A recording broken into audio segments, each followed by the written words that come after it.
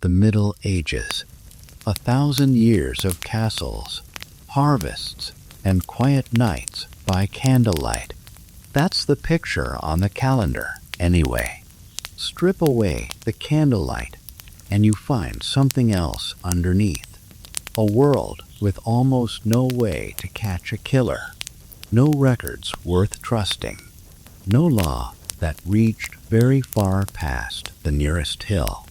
If someone vanished on a forest road, most of the time, no one ever learned why. For most people, that world was simply dangerous. For a very particular kind of person, it was close to perfect.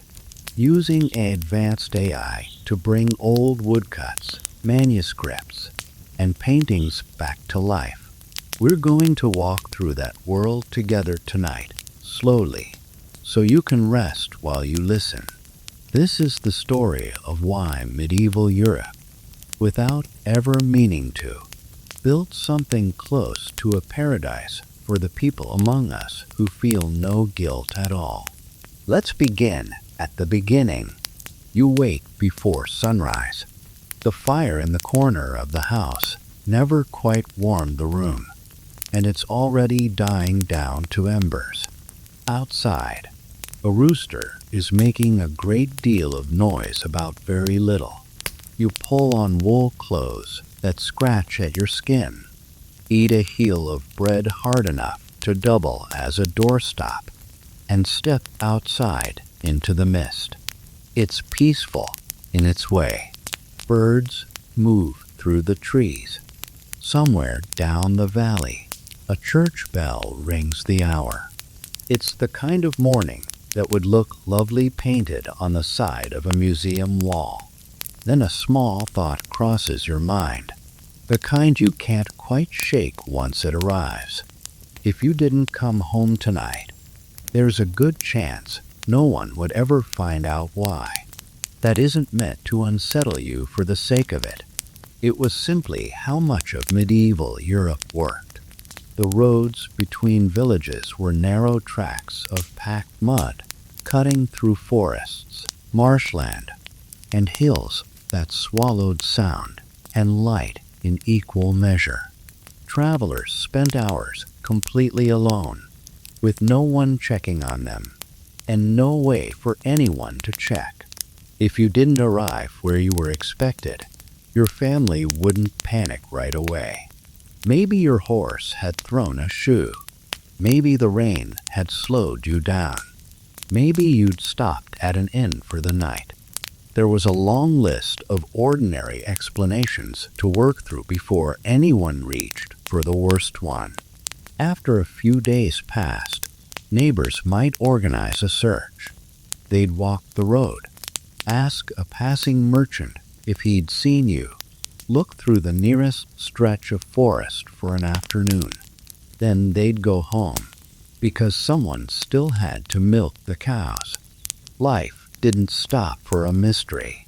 It never has. That gap, the space between disappearing and being missed, was where a certain kind of person could work without ever being noticed. Think about what it takes to solve a crime today. Fingerprints, security cameras, phone records, a trail of bank transactions leading back to a name and an address. Modern murder is, frankly, an inconvenient business. The evidence tends to survive the crime. None of that existed in the Middle Ages. The forest did the opposite of preserving evidence. Rain washed footprints into nothing within an hour. Animals scattered whatever was left behind. Rivers carried away anything that might have told a story. Nature wasn't just indifferent to crime in this period. It was actively erasing it, for free, every single day. Even the paperwork worked against the truth. Most people never traveled farther than the next market town in their entire lives.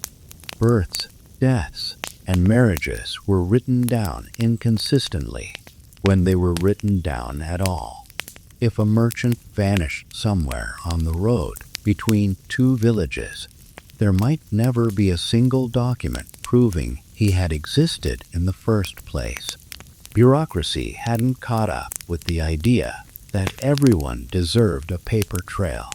Communication made things worse still. News traveled only as fast as the horse carrying it. A death 50 miles away might take days to be reported. A death 200 miles away might never be connected to anything at all. Two villages separated by a single range of hills sometimes knew less about each other than they knew about the saints they prayed to on Sunday. A dragon sighting could reach the whole county by Tuesday. An actual murder, tucked into a quiet corner of a forest, might never travel past the next farmhouse. And then there was the simplest advantage of all. Death was already everywhere. Disease took people. Childbirth took people. Infected cuts took people. Winters that seemed to hold a personal grudge against the living took people. Death wasn't an event in the Middle Ages. It was closer to a neighbor, one that visited constantly and never bothered to knock. When people vanished for 100 ordinary reasons every year, one more missing traveler rarely earned a second glance. None of this means medieval Europe was crawling with monsters behind every tree. It wasn't. Most people were exactly what you'd hope. They raised families, helped bring in each other's harvests, worried about taxes, and went to church on Sunday, hoping their Lord had found something better to do than invent a new one. But for the rare person who felt none of that, no guilt, no fellow feeling, nothing that pulled them back from doing harm, this world offered something close to a blank canvas. Long before fingerprints or courtrooms or reliable records, the landscape itself became their best accomplice. History never set out to build a paradise for psychopaths. It simply built a world with very few witnesses and even fewer people who could prove what those witnesses had seen. Keep walking, and something else starts to feel strange. It isn't the castles on the hills or the roads vanishing into dark tree lines. It's how calmly people talk about violence. You stop for the night in a village and share a mug of ale that tastes mostly of water with a passing acquaintance with barley. Around you, the evening's talk drifts past. A merchant robbed on the northern road. Two villages fighting over a stretch of grazing land. A lord who hanged 3 poachers the day before. A miller who lost a hand for stealing grain. No one at the table looks particularly shaken.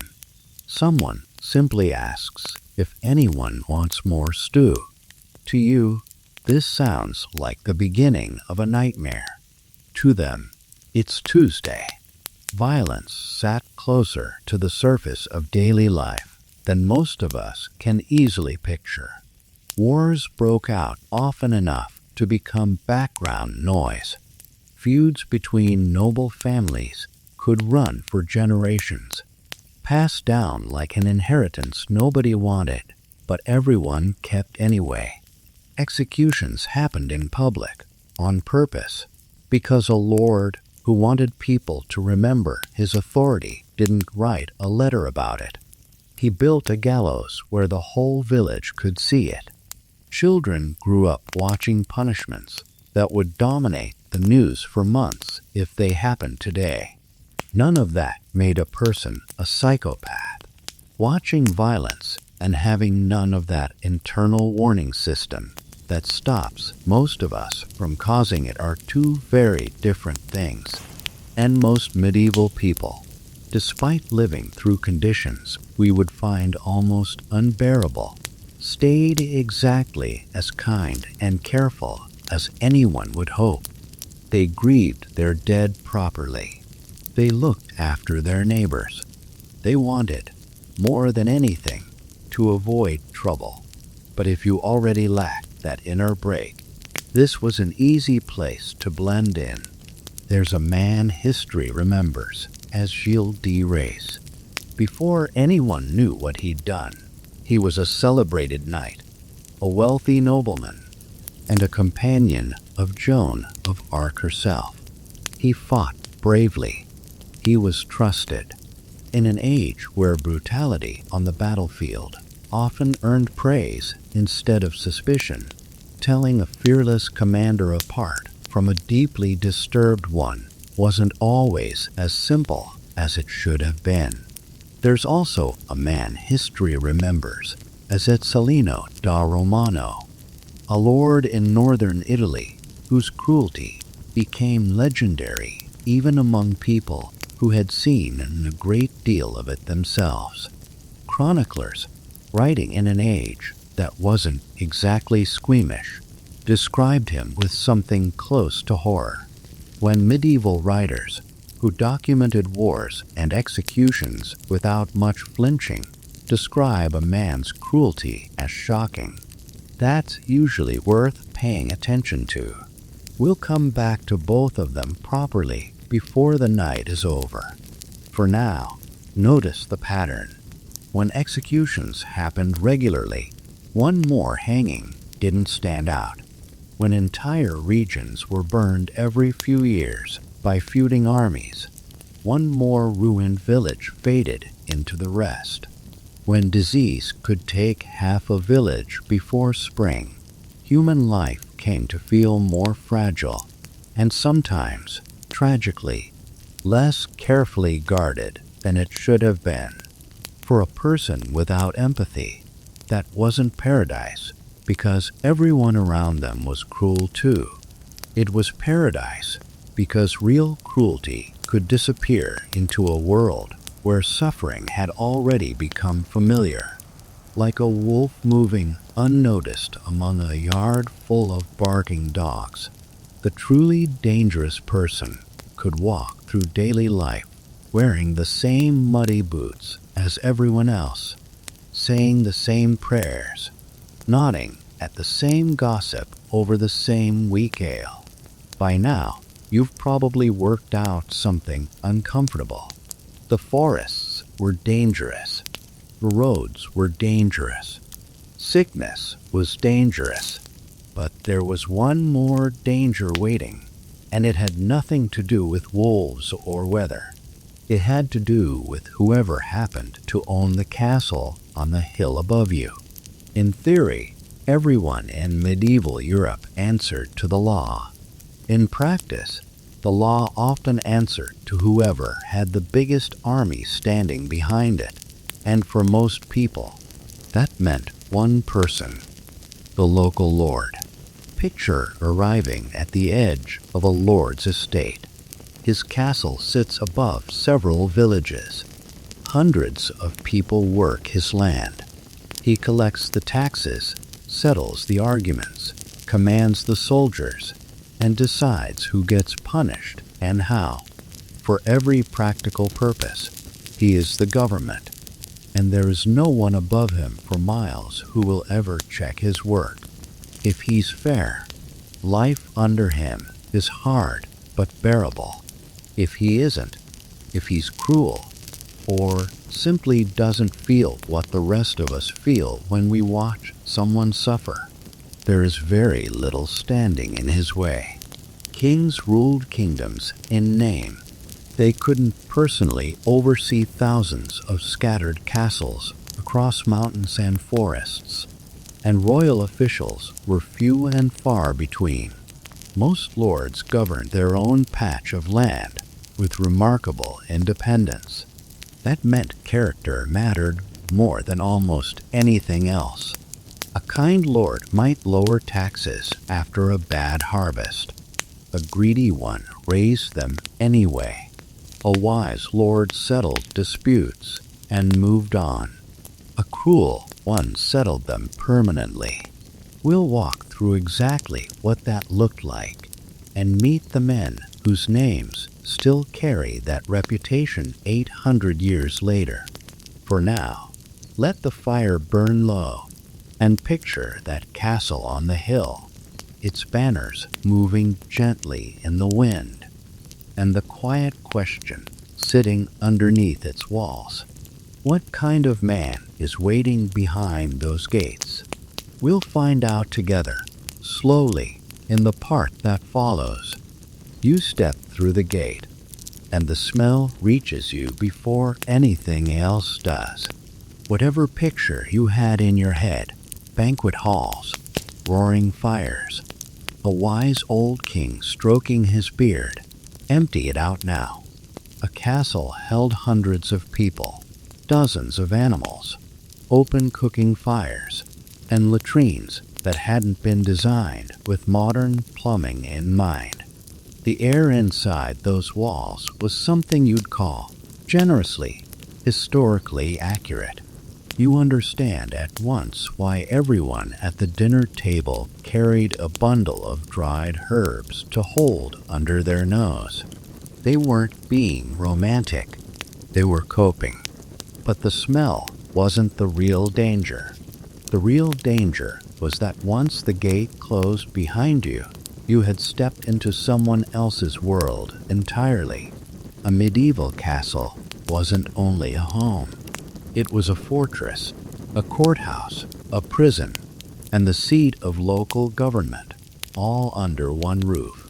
If you lived on the surrounding land, the man inside those walls controlled nearly every part of your life. If he happened to be decent, that control could mean protection. If he happened to lack whatever it is that makes most of us wince at another person's pain, the castle became something closer to a private laboratory, with no one watching and no one to complain to. Most castles held prisons somewhere beneath their towers. Some of the people locked inside were genuine criminals, waiting for trial or ransom. Others had simply angered the wrong man. Once someone disappeared behind those stone walls, almost no outsider knew what happened next. There were no surprise inspections, no independent investigators, no office anywhere that took anonymous complaints about a lord's private business. History remembers a woman known as Countess Elizabeth Bathory, though her life falls slightly past the traditional boundary of the Middle Ages into the century that followed it.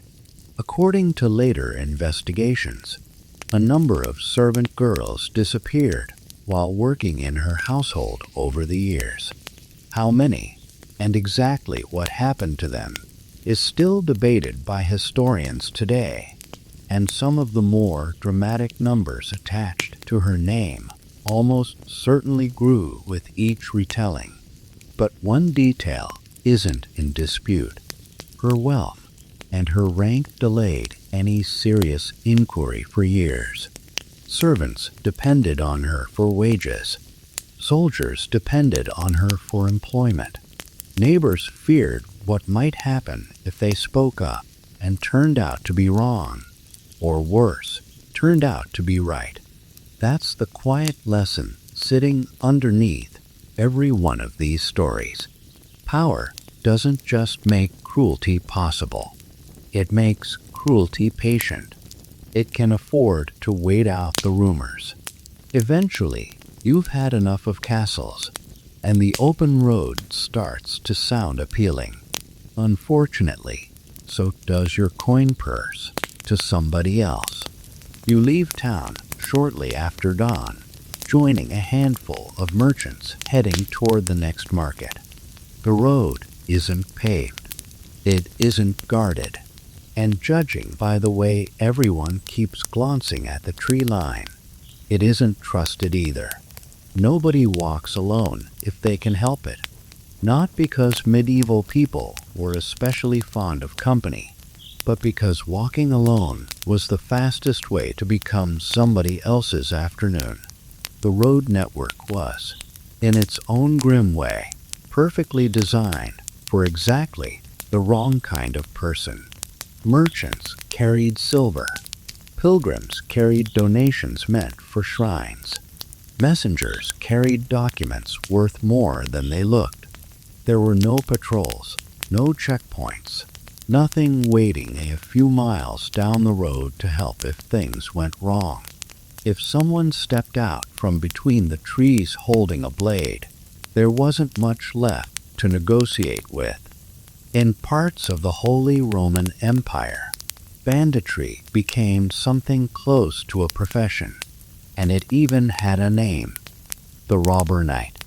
Men like Hans Thomas von Absberg built a career out of it in the early 16th century, attacking merchant caravans and holding wealthy travelers for ransom. He wasn't hiding in some cave in the woods. He owned a castle, which made reporting him to the authorities a strange and awkward errand. Picture arriving breathless at the nearest town. "I've just been robbed." Terrible news. Who did it? Sir Hans, the knight who owns the castle just past the ridge. That conversation rarely ended the way you'd hope. Some gangs even understood something modern criminologists still study today. Fear travels faster than violence does. If one caravan escaped to tell a horrifying story, the next 10 might simply hand over their goods without a fight. A handful of gangs left survivors alive on purpose, purely so the stories would keep spreading. Local rulers, meanwhile, often had their hands tied by something as simple as a border. A gang could rob a traveler in one lord's territory, cross into the next by sunset, and instantly become somebody else's problem to solve, or more often, somebody else's problem to ignore. Of course, most journeys ended safely. Most merchants reached their destinations, and most pilgrims reached their shrines without incident. Medieval Europe wasn't one endless ambush, but for someone who enjoyed fear, control, and the particular silence of an empty road, the roads offered something close to an open invitation. Follow that road far enough, and eventually you find an army preparing to march. You might expect discipline or a stirring speech about defending the homeland. Instead, you find 3 soldiers arguing over who gets to carry the cooking pot. War, up close, rarely looked like the paintings. Medieval armies weren't always made up of loyal subjects eager to defend their homes. Many were filled with mercenaries, professional soldiers who fought for whoever paid the most. This year, they wore one lord's colors. Next year, if another lord offered better wages, they'd wear his instead. Most men who fought this way weren't doing anything they saw as wrong. Farming depended on the weather. Blacksmithing required expensive tools. Fighting simply required staying alive until the next payday. But war attracted a certain kind of person too, and it gave him cover. Someone who enjoyed violence, who felt little for the people on the other end of it, stood out clearly in peacetime. In wartime, he might earn a promotion instead.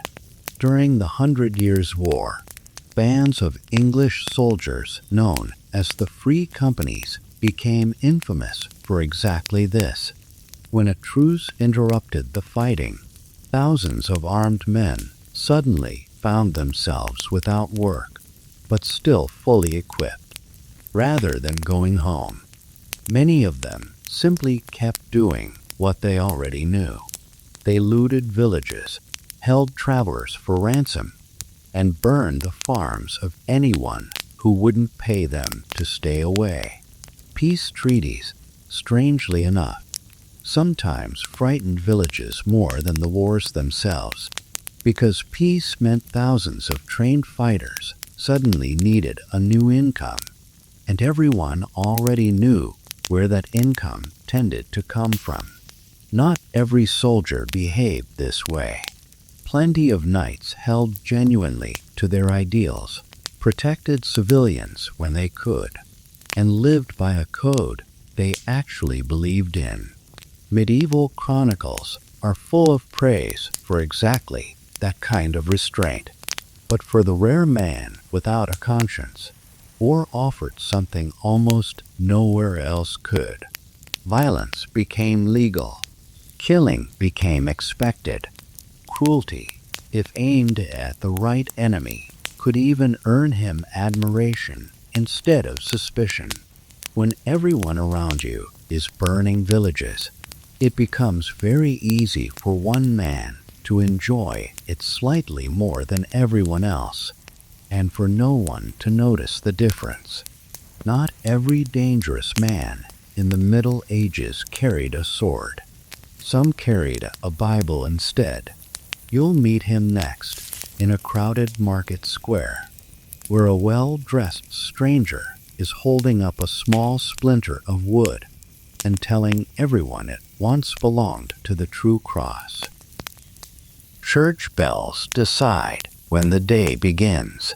Saints' feast days mark the calendar. People pray before eating, before traveling, before battle, and pray harder still after surviving one. Faith runs through nearly every hour of medieval life, and for most people, it offers exactly what it promises: comfort, structure, a reason to keep going.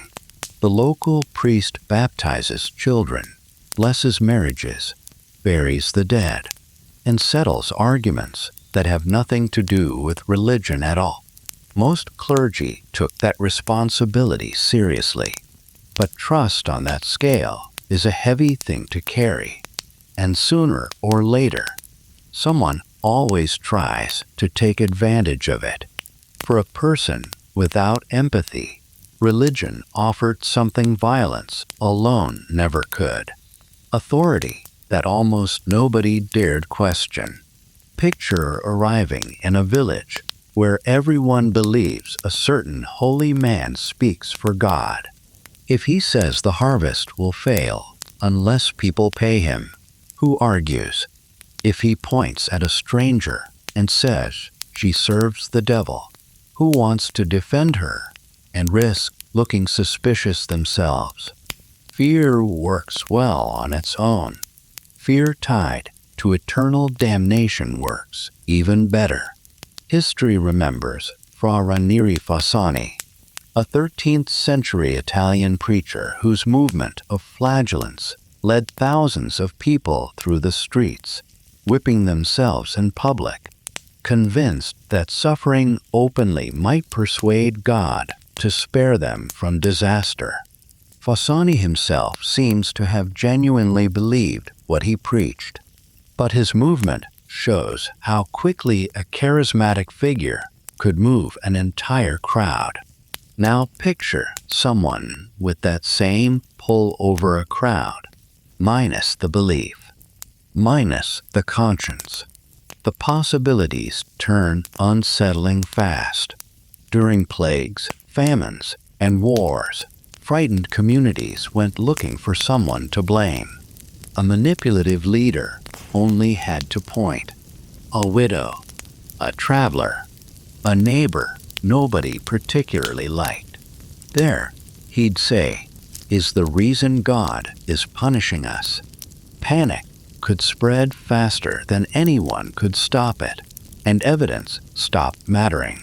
Confidence was enough. Even kings weren't immune. Rulers across medieval Europe regularly sought guidance from astrologers, prophets, and self-proclaimed mystics. Some of those advisors genuinely believed they had a gift. Others simply had excellent timing and better acting. Telling the two apart wasn't always easy, even for the people whose entire kingdoms depended on getting it right. None of this should paint the whole church with the same brush. Plenty of bishops and abbots spent their lives protecting the poor, founding hospitals, and standing up to corrupt rulers at real personal risk. But psychopaths rarely build trust of their own. They borrow it. And in the Middle Ages, nothing was easier to borrow than religion. A sword could force obedience for a day. A convincing claim to speak for God could hold obedience for a lifetime. By this point in the journey, you've made it past corrupt lords, dangerous roads, and soldiers who enjoyed their work a little too much. You'd think, after all that, nothing left could surprise you. Here's the strangest part. Nobody realized they were hunting a serial killer. Not because medieval people were careless, but because the idea barely existed yet. Picture yourself as a sheriff in a small English town. A traveler goes missing on the northern road. Sad, certainly, but travelers went missing all the time.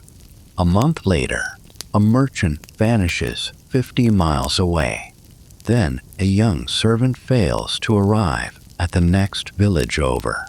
Then a pilgrim turns up dead beside a river. To you, sitting in your small office with no way of hearing about any of the others, these look like 4 separate misfortunes. A modern detective, looking at the same 4 cases side by side, would see a pattern instantly. That's the difference. Today, investigators compare fingerprints, phone records, and databases holding millions of names, and police departments across entire countries can share information within minutes. In the Middle Ages, you had a horse, and only if the horse wasn't lame. Word between towns traveled slowly, and each town dealt with its own troubles in isolation. There was no office anywhere collecting reports on strange deaths across a kingdom. As far as one village knew, they'd suffered a single unexplained tragedy. They had no idea 3 other villages nearby were quietly saying the exact same thing. That gap in communication let certain men move almost invisibly. History remembers Peter Stump, active in the German region of Bedburg in the late 16th century, technically just past the medieval period, though the world he moved through still worked in much the same way. Stump was a farmer, and according to the confession extracted from him under torture, he had murdered a large number of people over many years, including members of his own family, and mutilated the bodies of his victims. It's worth being honest about the sources here. Confessions taken under torture are never fully reliable, and the case became tangled almost immediately in local politics and, in the centuries since, in werewolf folklore that grew wilder with every retelling. What historians can say with more confidence is that Stump was tried and executed in 1589 for a series of killings that had terrified the region for years, and that the case remains one of the most infamous of its kind from that period. Strip away the legend, and what's left is still disturbing enough on its own. A man moved through his community for years, trusted, ordinary, unremarkable, while people around him kept disappearing. Every time suspicion rose in one village, a killer like that could simply move on. A new town, new people who had never heard his name. The pattern could start over from nothing. There's also the case of Gilles de Rais, the nobleman you met at the start of this journey. After his years fighting beside Joan of Arc, his crimes against children in the region around his estates went unspoken for a long time, hidden behind his wealth and his title.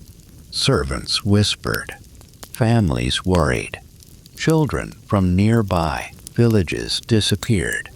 But scattered rumors rarely add up to proof on their own, and no single person held enough of the picture to see it clearly. That changed only when a dispute over land drew the attention of church and royal authorities, and an investigation finally connected what individual villages had only half suspected. Gilles de Rais was tried, confessed, and was executed in 1440. It remains one of the rare cases from this period where wealth and rank did not manage to buy enough silence forever. That's the pattern worth sitting with for a moment. People struggle to recognize something they can't see laid out in front of them. If each witness only holds one small piece, nobody realizes they're looking at the same puzzle. Medieval superstition didn't help.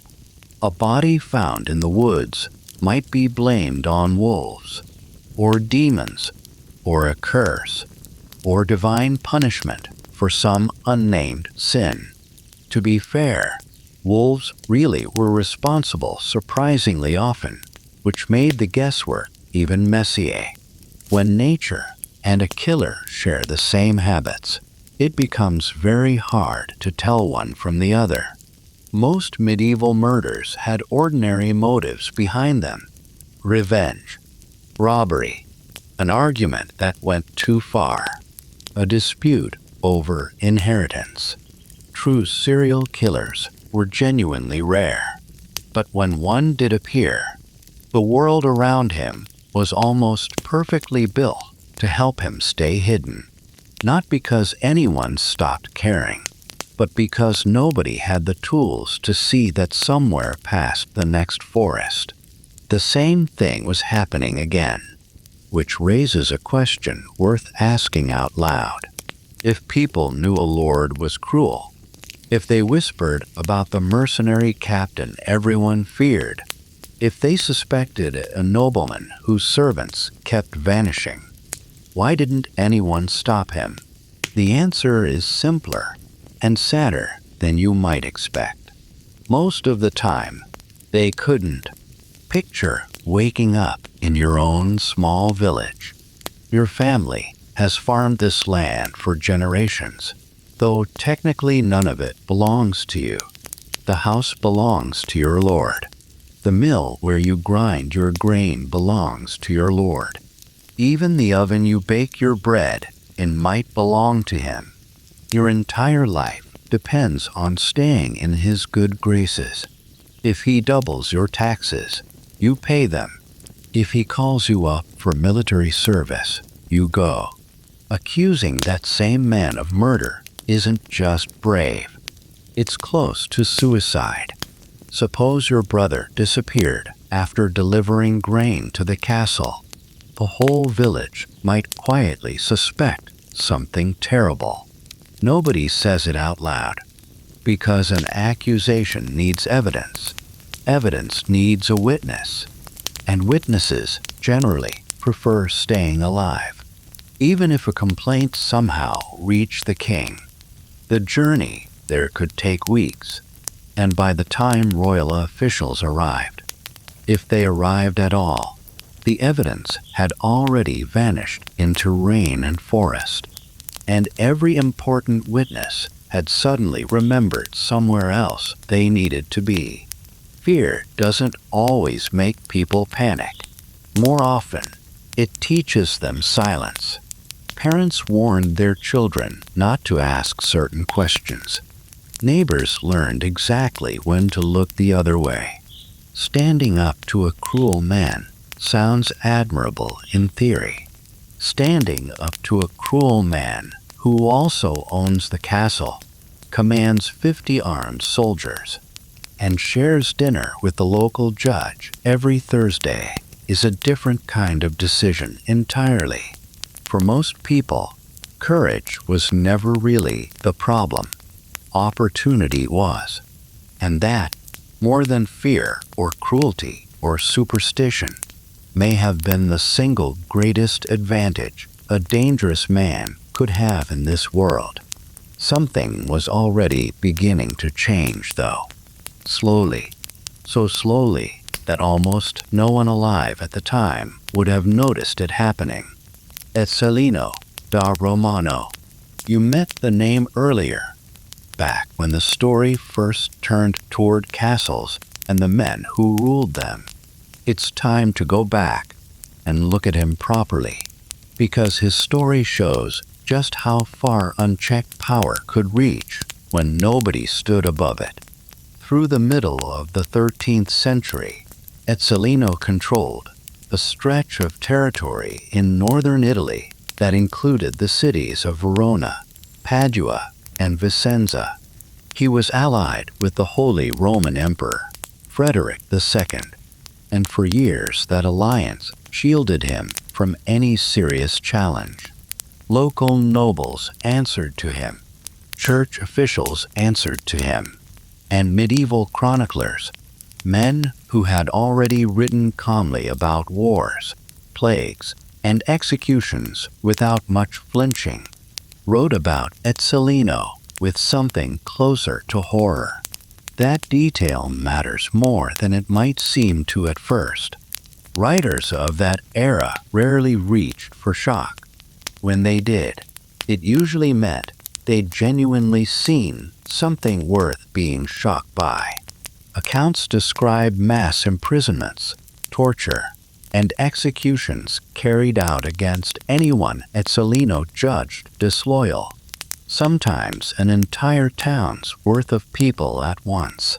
Historians today treat some of the more extreme numbers attached to his name with caution, the way you'd treat any figure repeated and exaggerated across centuries of retelling. But the core of it holds up. Ezzelino ruled through fear that was deliberate, sustained, and almost entirely unanswerable, because for years, no higher authority had any real reason or any real power to stop him. That protection lasted only as long as his usefulness did. When his alliance with the emperor eventually became a liability instead of an asset, the balance shifted. A coalition of Italian cities turned against him. He was wounded in battle in 1259 and died shortly after, reportedly refusing a priest's final rites to the end. Notice what actually brought him down. It wasn't a court. It wasn't a trial. It wasn't a village finally gathering the courage to report him. It was politics catching up with him once his allies decided he'd become more trouble than he was worth. For most of his life, the only thing standing between Ezzelino and complete impunity was whether powerful people found him useful. When you understand that, you understand something important about the whole period. Justice, where it existed at all, often had very little to do with right and wrong. It had to do with power finding a new master. That's the world you've been walking through for most of this journey. But somewhere around this point in the story, something genuinely starts to shift. If you've made it this far through the Middle Ages without being robbed, wrongfully imprisoned, or persuaded to kiss a suspiciously large fragment of a holy relic, take a moment to feel pleased with yourself. You're doing better than a great many people who actually lived through it. But history has a habit of changing, even if it moves at the pace of an elderly mule climbing a hill. By the later Middle Ages, rulers across Europe began noticing an inconvenient problem. Too many local lords were behaving like miniature kings. Bandits disrupted trade routes that kings depended on for revenue. Mercenary companies devastated entire regions between wars. Corruption was becoming expensive, and if there's one thing that reliably gets a king's attention, it's a shortfall in tax revenue. As kingdoms slowly centralized, monarchs began extending their reach into places that had once governed themselves almost entirely. Royal judges started traveling farther from the capital. Written law became more consistent from one region to the next. Officials began keeping better records of land ownership, disputes, and criminal cases.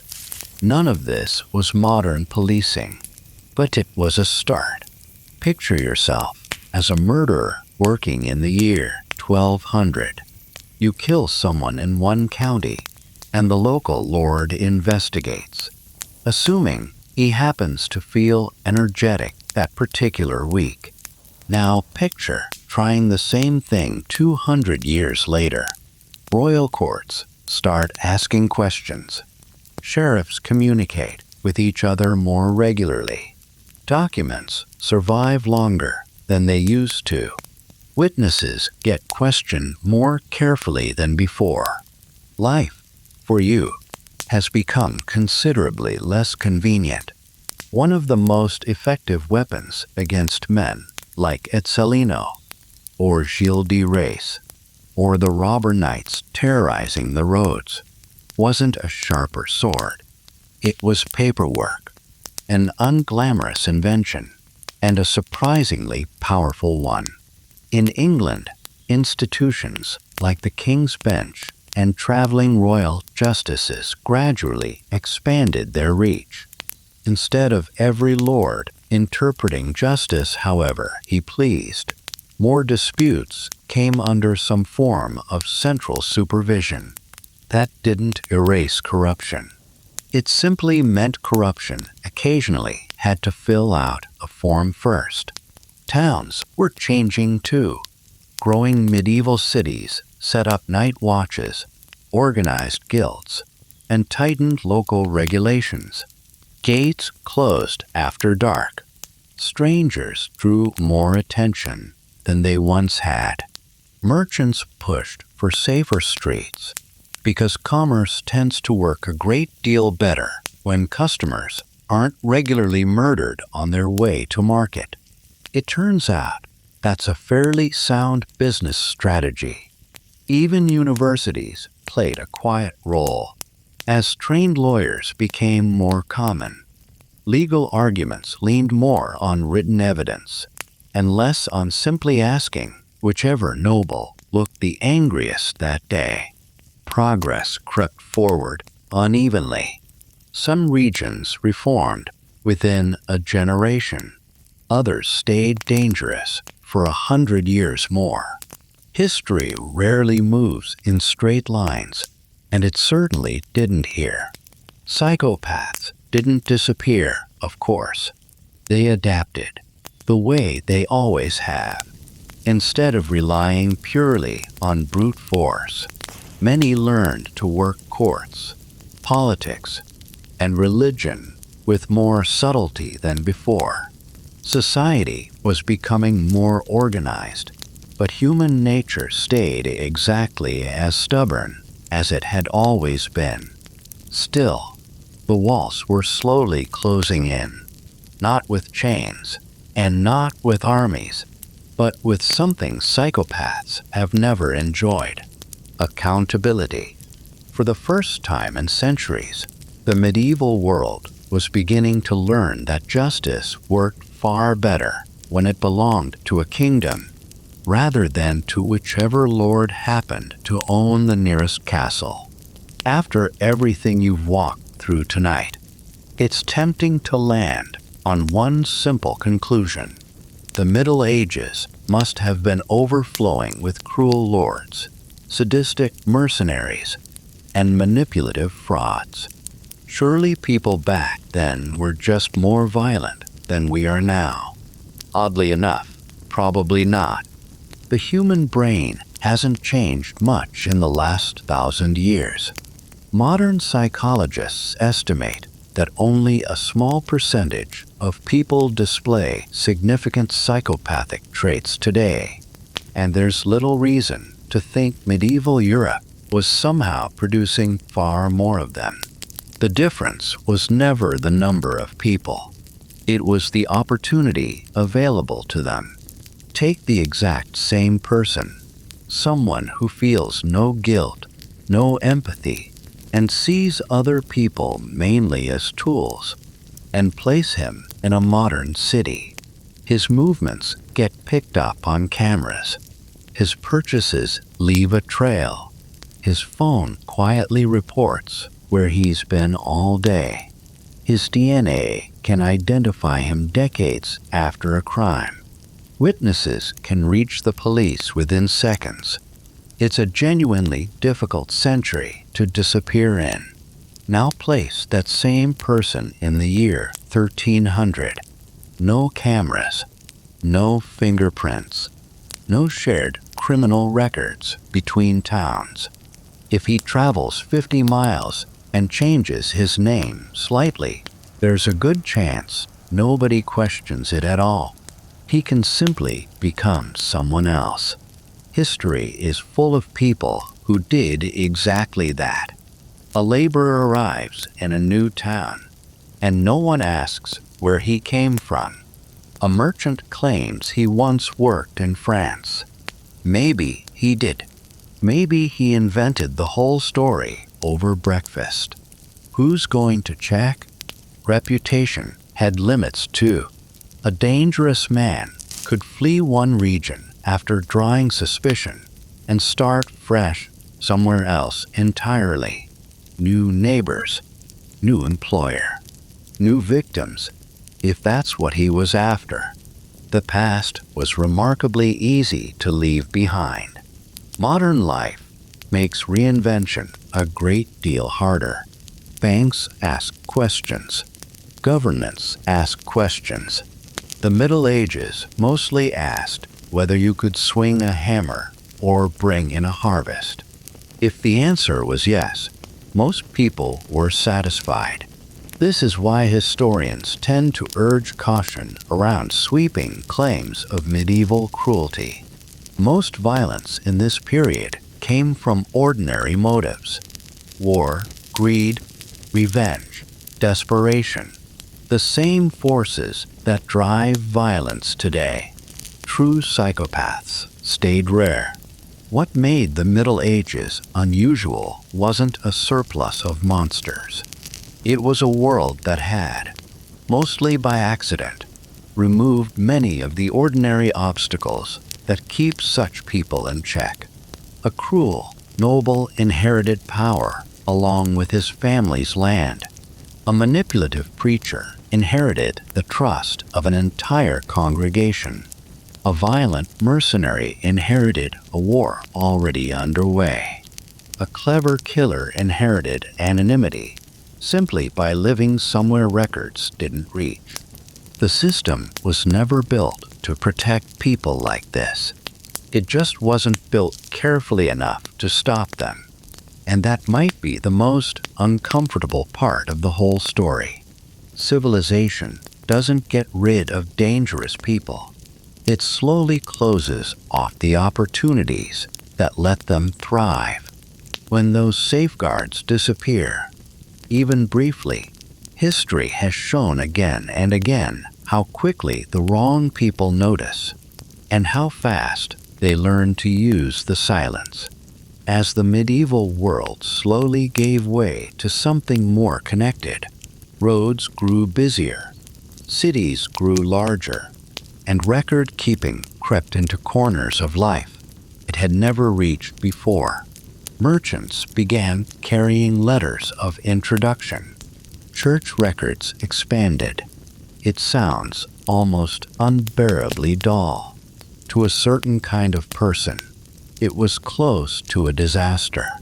Every new record created one more thread tying a person to their past. Every local census made anonymity a little harder to come by. Every royal court chipped away at a lord's power to act as judge, jury, and executioner all on his own. That didn't make dangerous people vanish from the world. It never has. But it made the world itself a little less willing to look away. There's one more part of this story worth telling, and it's the quietest one of all. It isn't about the men whose names survived, the Etzelinos and the Gilles de race of history, remembered because someone eventually wrote their crimes down. It's about the ones history never learned the names of at all. We'll go there next. Imagine a small village somewhere in Burgundy or Saxony or the Scottish Highlands. The exact place doesn't matter, and neither does the year. A young woman leaves before dawn to gather firewood. She never comes home. Her family searches the nearby woods. Neighbors help. The local priest offers prayers. After several days, people reluctantly accept that she's gone. Wolves? Maybe. Bandits? Maybe. Perhaps she slipped on the riverbank, and the current took her. Life has to keep moving. The harvest doesn't wait for grief, no matter how much it deserves to. Now imagine none of those explanations are true. Imagine instead that someone in the village knows exactly what happened.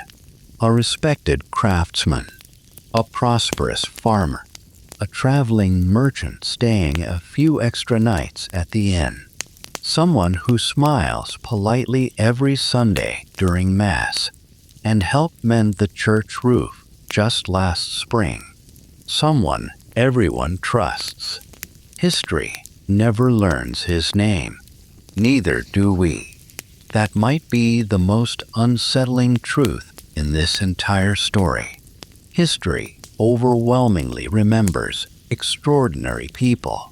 Kings, queens, bishops, generals, the wealthy, and the notorious. Ordinary victims rarely left written records behind them. Ordinary criminals left even fewer. If a quiet killer took 3 lives over 20 years and died peacefully in his own bed, there's a real chance he vanished from the historical record entirely. No trial, no confession, no chronicle, just silence closing over the space where a story should have been. Even the people writing history at the time had their own priorities. If a king invaded a neighboring territory, chroniclers filled pages with it. If a peasant disappeared somewhere outside a market town, he was unlikely to receive so much as a paragraph. It sounds harsh, but parchment was expensive, and scribes wrote down what their patrons cared about. Modern historians run into this problem constantly. Nearly all of the documents that survived were written by educated clergy, royal officials, or wealthy nobles, and their interests shaped what got preserved. Wars, treaties, coronations, and miracles seemed worth the ink. A missing shepherd did not, which means the medieval world you've walked through tonight, the roads, the castles, the lords, the killers who did get remembered, is only a fragment of the one that actually existed. For every Ezzelino da Romano or Gilles de Rais whose crimes were eventually written down, there were very likely dozens of quieter men whose names simply never made it onto any page at all. That's not a comforting thought to end on, and it isn't meant to be a frightening one either. It's simply the truth sitting underneath everything you've heard tonight. So, was the Middle Ages really something close to a paradise for psychopaths? In many ways, yes. Not because medieval people were crueler than we are. Not because Europe was somehow filled with monsters hiding under every roof. It's because the world itself, without ever intending to, rewarded the exact qualities a psychopath already carried. A lack of empathy, fearlessness, charm when charm was useful, violence when violence was useful, manipulation whenever violence wasn't required at all. Most people need trust to build a life. They need neighbors who look out for them, communities that remember their names for the right reasons, a place where their word means something. Psychopaths don't build that kind of trust. They borrow it, spend it, and move on before the bill comes due. The Middle Ages simply made that easier than almost any period before or since. No cameras, no fingerprints, no shared records between one town and the next. A landscape built, quite by accident, to erase evidence faster than anyone could gather it. Slowly, without any single moment marking the change, that started to shift. Roads grew busier, courts grew steadier, records grew longer and harder to escape. None of it happened quickly, and none of it happened evenly. Some regions changed within a generation. Others stayed dangerous for 100 years more. But bit by bit, the world grew a little less willing to look away, and a little harder to disappear inside of.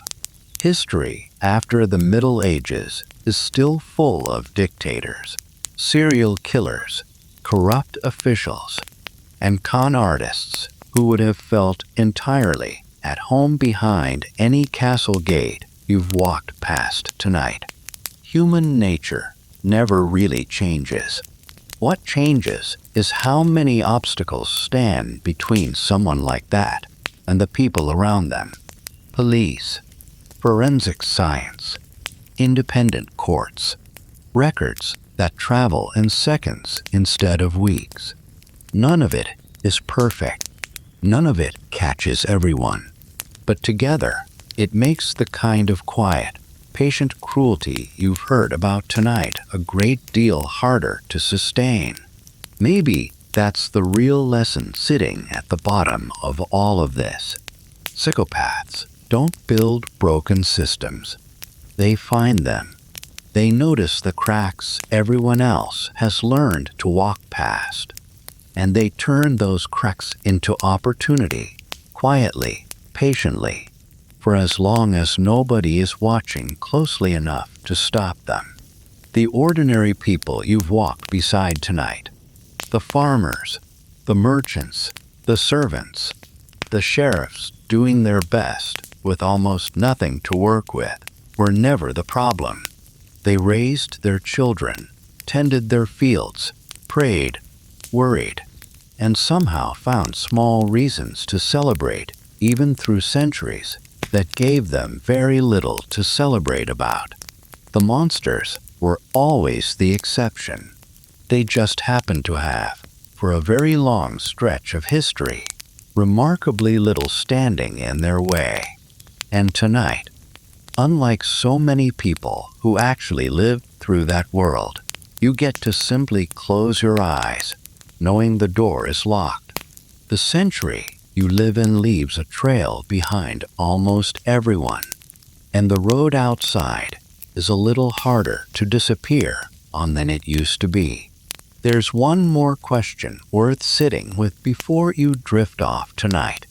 You've spent this whole journey walking through a world without records, without witnesses, without anyone watching closely enough to stop the wrong person from doing exactly what they wanted. But long before castles, before courts, before any of the men whose names you've heard tonight, people were already asking a much older question. What happens when power like that belongs not to a lord, but to a god. The next story we are going to tell you answers that question on a much bigger scale, because the Greeks didn't just imagine gods who ruled from above, unaccountable and untouchable.